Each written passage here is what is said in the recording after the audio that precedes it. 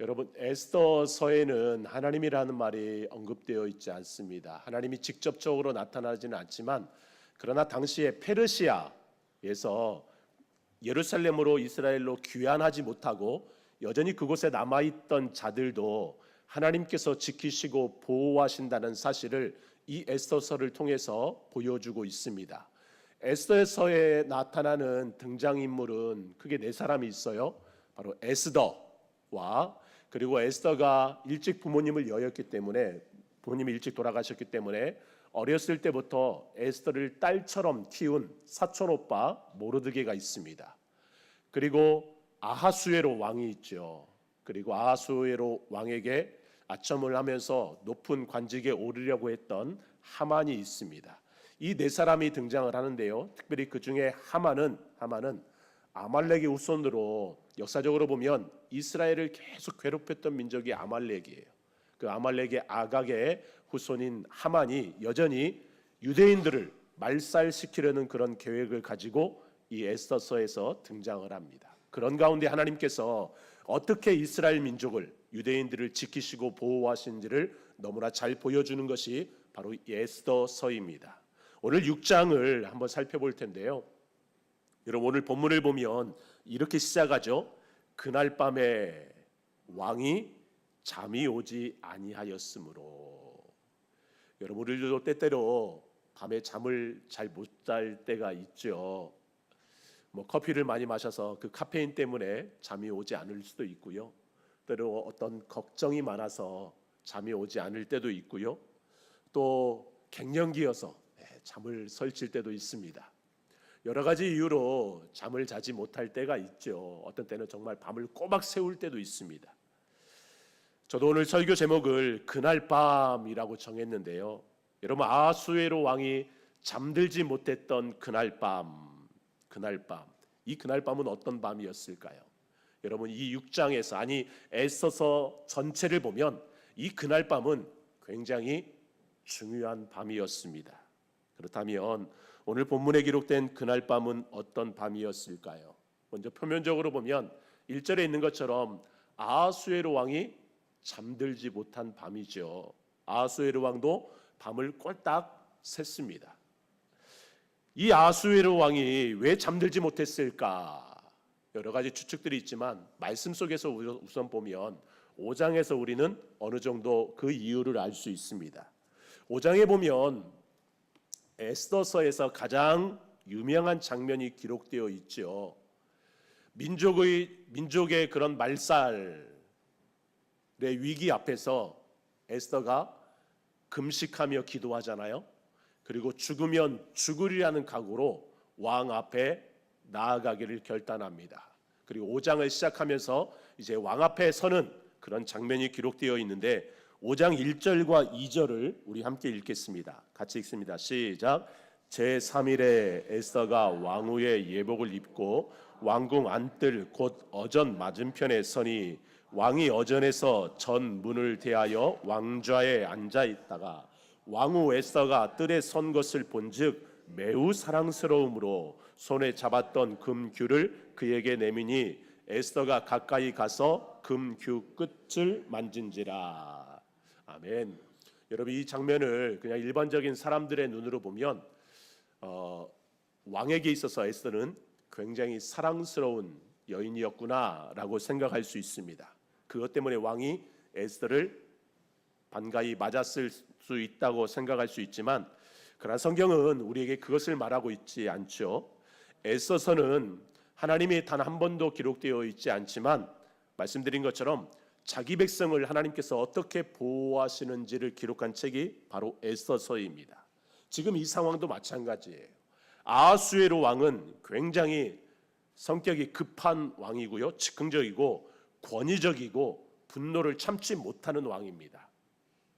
그래서 4장에서 에스더가 말한 것처럼 누구든지 왕의 허락 없이 왕 앞에 나아갈 수 없었어요. 반드시 왕의 허락이 있어야만 왕에게 나아갈 수 있었습니다. 그렇다면 지금 에스더처럼 왕의 허락 없이 왕 앞에 나아간다라는 것은 곧 죽음일 수밖에 없는 거죠. 그런데 어찌된 일인지 아하수에로 왕에게 비친 에스더의 모습은 매우 사랑스러웠습니다. 그리고 아하수에로 왕은 에스더가 자신의 허락도 없이 자신에게 온 것이 오히려 더 궁금해졌어요. 그래서 묻습니다. 그대의 소원이 무엇이냐? 무슨 걱정이라도 있느냐? 내가 나라의 절반이라도 줄 터이니 이렇게 갑작스럽게 나에게 나온 이유를 말해봐라. 여러분, 이 정도면 이제 됐지 않습니까? 왕 앞에 허락 없이 나간 것에 대하여서 죽을 줄 알았는데 왕이 반갑게 맞아주면서 소원을 말해보래요. 무엇을 원하냐고 말해보랍니다. 이 정도면 왕이시여, 우리 민족을 살려주십시오. 왕의 신하인 하만이 우리 유다인들을 한날 한시에 다 말살하려고 죽이려고 계획을 세웠습니다. 제발 우리 민족을 살려주십시오 라고 말해도 괜찮지 않겠습니까? 그런데 에스더는 말하지 않아요.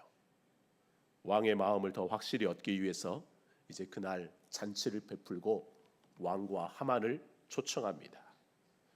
그리고 아하수에로 왕은 웬일인지 그 에스더가 베푼 잔치에 하만을 데리고 가게 되죠. 그리고 또 묻습니다. 소원이 무엇냐고. 소원이 무엇냐고. 내가 다 들어주겠다고. 그런데 그 자리에서도 에스더는 말하지 않아요. 왕이시여, 내일 제가 또 잔치를 베풀 터이니 그때 다시 한번 와주십시오. 그러면 제가 다 말씀드리겠습니다. 여러분, 충청도 사람들이 그런다고 하죠. 물어보면 바로 대답하지 않는다네요. 애둘러서 말하는데 그렇다고 해서 한 번만 물어보면 안 된대요. 두 번, 세 번 계속 물어봐줘야 된대요. 그게 예의랍니다. 여러분, 당시 고대 근동 사람들도 그랬다고 그래요. 무언가를 물어볼 때 단번에 그 요구사항을 말하지 않는 것이 예의였다고 합니다. 그래서 두 번, 세 번 물어보면 그때 얘기를 하는 거라고 해요. 물론 에스더도 그런 문화 속에서 두 번씩이나 왕의 말에 대답하지 않은 것일 수도 있습니다. 그런데 1장에 보면 여러분, 왕이 자신의 말을 따르지 않는 전임 왕후죠. 그 와수들을 그 자리에서 폐위시켜버리잖아요. 그런 모습을 보면 어쩌면 왕의 요청에 계속해서 미루는 에스더 또한 위험할 수 있었다라는 거죠. 그런데 에스더는 하나님 앞에 기도했습니다. 금식하며 기도했어요. 이 말은요, 내 뜻대로 섣부르게 내가 판단하지 않겠다라는 거예요. 여러분, 기도는요, 내 뜻을 이루고자 하는 것이 아니라 하나님의 뜻을 내 삶 가운데 이루고자 하는 것이 바로 기도입니다. 우리는 자칫 기도를 통해서 내 요구를 하나님 앞에 들어달라고 이야기하지만, 그러나 기도는 나를 향한 하나님의 뜻이 무엇인지를 알고 그 뜻을 이루고자 하는 것이 바로 기도예요. 에스더는 금식하며 기도했잖아요. 하나님, 나를 통해서 하나님이 하실 일이 무엇입니까? 그렇기 때문에 에스더는 섣부르게 왕에게 말하지 않아요. 하나님의 뜻이 이루어지기를 위하여 기도하면서 기다리면서 하나님의 때를 기다리는 거죠. 비록 자신의 목숨이 위태로울 수 있지만 아직은 아니었던 것입니다. 그리고 그런 에스더의 모습에 아하수에로 왕은 더 애가 타기 시작해요. 두 번씩이나 기회를 주었는데도 말하지 않잖아요. 또다시 잔치에 와달라는 에스더에게 화가 날 수도 있었지만 아하수에로 왕은 웬일인지 그냥 돌아갑니다. 그리고 그날 밤 아하수에로 왕은 잠을 잘 수가 없었어요. 여러분, 서두에 말씀드린 것처럼 이 그날 밤은요, 단지 아하수에로 왕이 잠들지 못한 밤이 아닙니다. 표면적으로 보면 왕후 에스더를 향한 마음 때문에 잠들지 못했을 수도 있지만, 그러나 이 밤은 하나님이 역사하시는 밤이었습니다. 여러분, 히브리어로 기록된 이 구약 성경을 헬라어로 번역한 70인역이 있어요. 그 70인역에 보면 1절을 그러나 주님께서라는 말을 포함시키는데요. 이 말이 무슨 말이냐면, 지금 아하수에로 왕이 잠들지 못한 것은 단지 그냥 왕후 에스더에 대한 마음 때문에 잠들지 못한 것이 아니라 하나님께서 그를 잠들지 못하게 하셨다라는 것입니다. 분명한 이유가 있겠죠.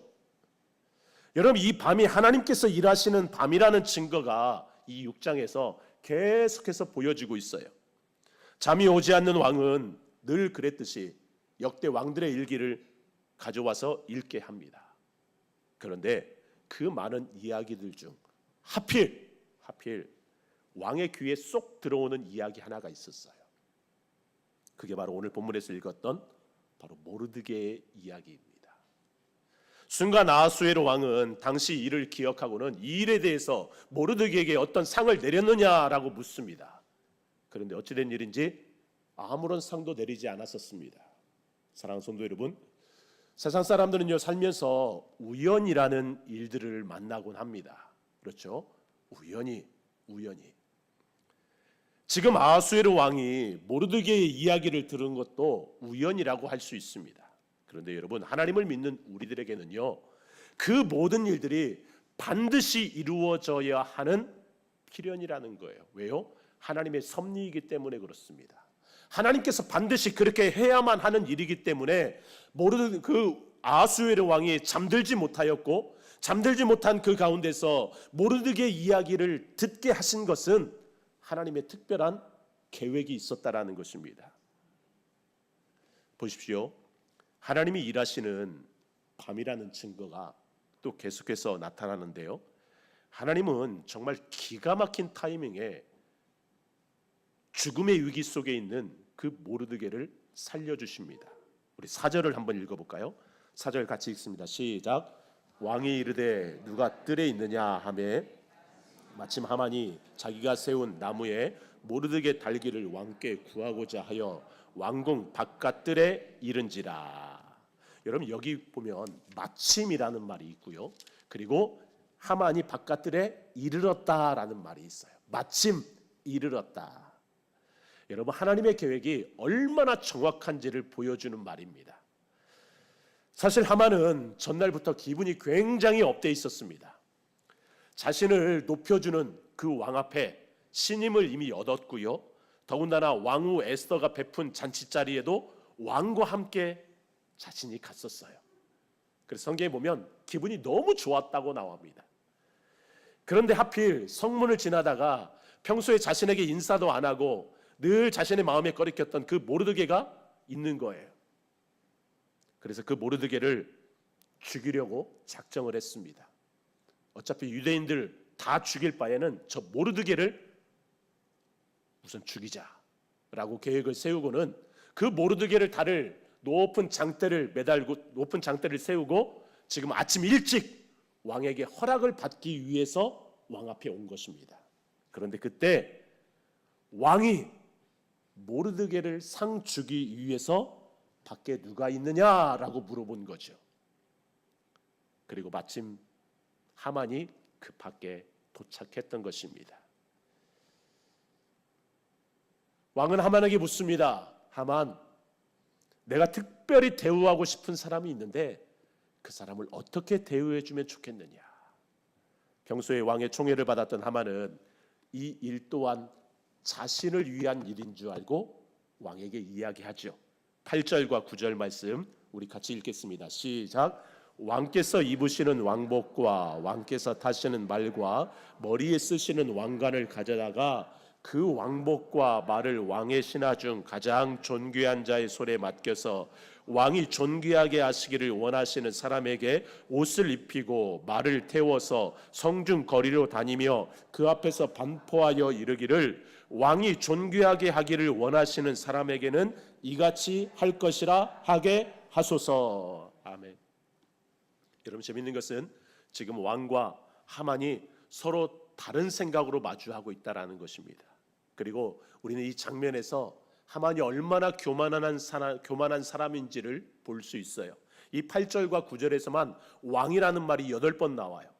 더군다나 하만이 뭐라고 그래요? 왕이시여, 왕께서 정말 존귀하게 여기시는 신하가 있으면 그 신하를 대신해서, 왕을 대신해서 그 신하로 하여금 왕이 상 내리고 싶은 그 사람을 대우하게 해주십시오. 이 말이 무슨 말이에요?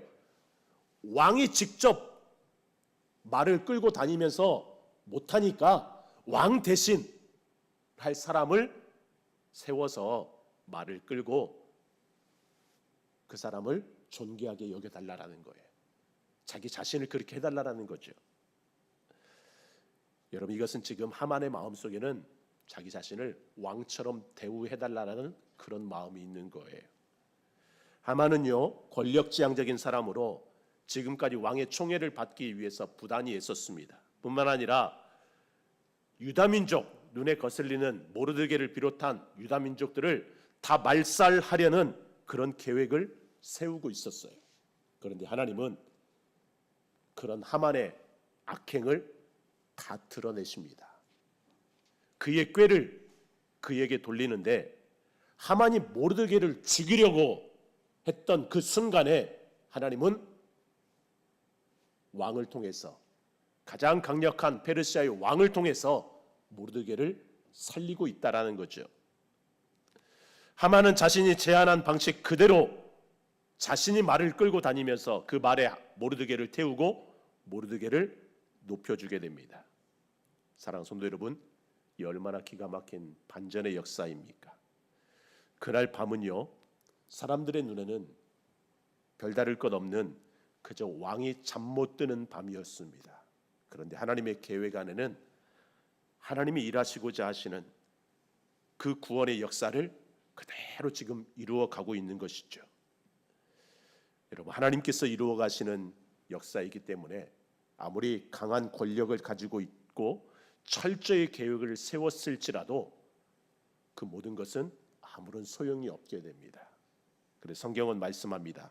잠언 16장 9절과 21절 우리 같이 읽겠습니다. 시작. 사람이 마음으로 자기의 길을 계획할지라도 그의 걸음을 인도하시는 이는 여호와시니라. 사람의 마음에는 많은 계획이 있어도 오직 여호와의 뜻만이 완전히 서리라. 아멘. 아멘. 여러분 보십시오.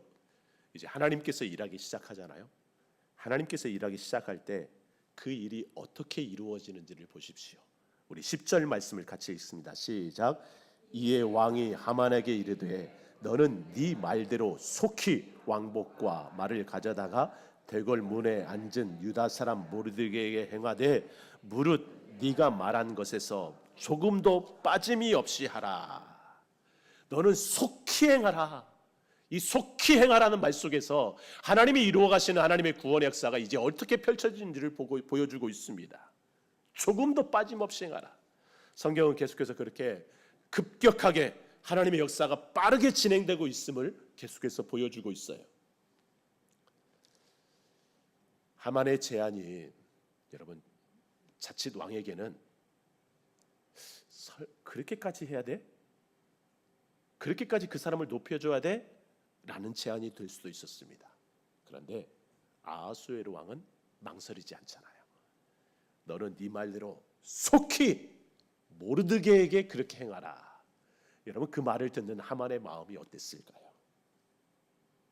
하나님은요, 당대 최고의 권력자인 왕의 말을 통해서 일사천리로 죽음의 위기에 처한 그 모르드게의 살림뿐만이 아니라 가장 존귀한 자로 세워주고 있습니다. 사랑하는 성도 여러분, 우리의 삶에서 때때로 하나님이 보이지 않을 때가 있어요. 하나님의 일하심이 느껴지지 않을 때가 있습니다. 어쩌면 아하수에르 왕이 잠들지 못한 밤처럼 그렇게 캄캄한 밤, 잠들지 못하는 그런 괴로움의 시간들을 보낼 때도 있습니다. 그런데요, 여러분 기억하십시오. 하나님이 보이지 않는다고 하나님이 일하시지 않는 것 아닙니다. 하나님이 안 계신 것 아니에요.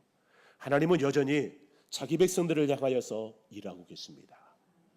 그 하나님의 일하시는 손은 여전히 자기 백성들을 향하고 있어요. 그 밤은 하나님이 일하시는 밤이었습니다.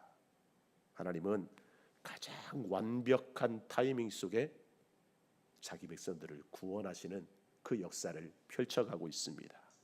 원하기는 우리의 삶에서 하나님이 보이지 않는 것 같고 하나님이 느껴지지 않는 것 같을지라도 여러분 여전히 하나님이 나를 위해 일하고 계심을 믿으시기 바랍니다. 하나님은 하나님의 가장 정확한 때에 가장 선한 은혜를 베풀어 주십니다. 중요한 건 이렇게 하나님께서 일하고 계시다라는 것을 여러분 어떻게 알 수 있어요? 하나님이 일하신다 하여도 기도하지 않으면, 깨어있지 않으면 여전히 우리 또한 세상 사람들처럼 우연이겠지라고 생각할 수 있습니다. 그러나 그것이 우연이 아니라 정말 하나님께서 이루어 가시는 하나님의 섭리라면, 하나님의 필연이라면 여러분 그것을 어떻게 알 수 있습니까? 기도할 때 알 수 있는 거예요. 에스더가 모르드게가 기도했잖아요. 기도했기 때문에 하나님이 일하시는 하나님의 때를 기다릴 수 있었고, 가장 완벽한 때에 하나님의 일하심을 바라보면서 하나님 앞에 감사로 나아갈 수 있는 거죠. 중요한 건 그렇게 우리의 삶 속에서 여전히 하나님께서 일하고 계시다라는 것을 여러분 깨달을 수 있기를 주님의 이름으로 축복합니다. 그리고 그 모든 일이 하나님께서 이루어 가시는 일이라는 것을 알고 날마다 하나님 앞에 감사하며 우리의 자리 속에서 맡은 일에 충성스럽게 그 일을 감당할 수 있는 저와 여러분 되시기를 주님의 이름으로 축복합니다.